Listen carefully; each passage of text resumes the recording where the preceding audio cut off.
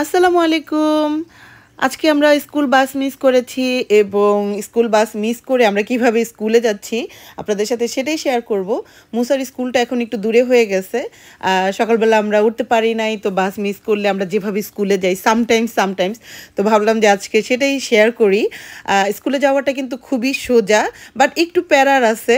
Like ট্রেনে উঠতে হবে এখন, প্রথমে হেঁটে, এই যে দেখেন আমার ছেলে একদিকে যায় তো আরেকদিকে যায় না। তো এই যে এখন টুবলা হয়ে বসে আছে, ট্রেনে উঠছি।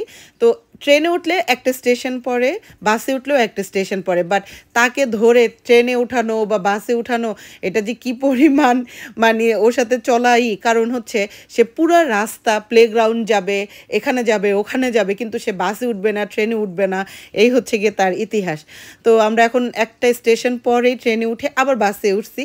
তো যাওয়ার রাস্তাটা খুব বেশি দূরে না, আবার হচ্ছে হেঁটেও যাওয়া যাবে না তাকে নিয়ে। আর বাসে ট্রেনে একটা একটা করে স্টেশন, এই হচ্ছে গিয়ে আমাদের কাহিনী।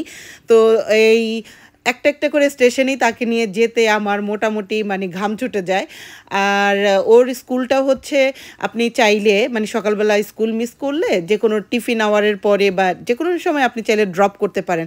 তো আমি আর মিস করি না যে সকালবেলা উঠে ওকে খাওয়াই টাওয়ায়, যেদিন আর কি মিস হয় ওকে দিয়ে আসার চেষ্টা করি যদি সামার টাইম হয়।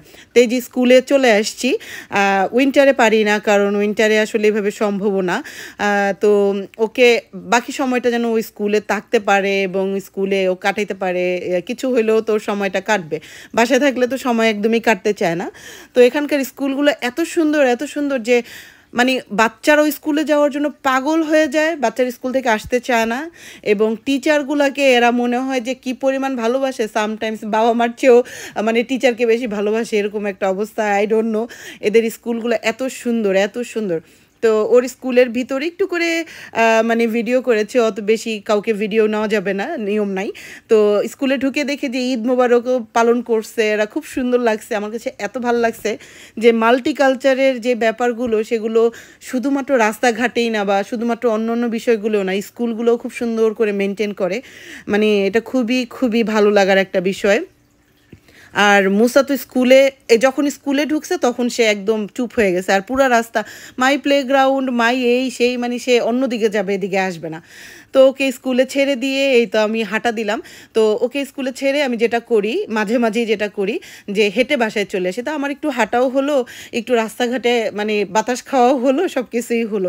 সবচেয়ে বেশি বেনিফিট হচ্ছে আমার হাঁটা হয়। তো এখানকার রাস্তাগুলো হাঁটার জন্য যে কী পরিমাণ মানে ভালো এবং আরামদায়ক এবং শরীর স্বাস্থ্য সব কিছুর জন্যই ভালো, এটা আর বলার অপেক্ষা রাখে না। এই হচ্ছে স্কুলের বাইরের ব্যাকগ্রাউন্ড, খুবই সুন্দর। আজকে একটু মেঘলা দিন ছিল, যদিও সকালবেলা উঠে দেখছিলাম যে সূর্য উঠছে, তো এর জন্যই মুসাকে নিয়ে রওনা দিছিলাম। তো যাই হোক, ব্যাক করতে দেখলাম যে একদমই মানে আমাদের টরন্টোর ওয়েদার লাস্ট মানে 2 উইকস ওর 3 উইকস ধরে খুবই মানে যাচ্ছে। তো এই রোদ, এই বৃষ্টি, এই পার্কটাতে মুসাকে ছেড়ে এসে আমি অনেকক্ষণ বসে থাকি, বসে হাওয়া খাই, অনেক কিছুই করি। তো যাই হোক, আজকে আপনাদের সাথে ব্যাপারটা শেয়ার করলাম। ভাল লাগছে যে মুসাকে কিভাবে আমি স্কুলে নিয়ে যাই। ওর সাথে আমার একা চলতে ভালোই লাগে।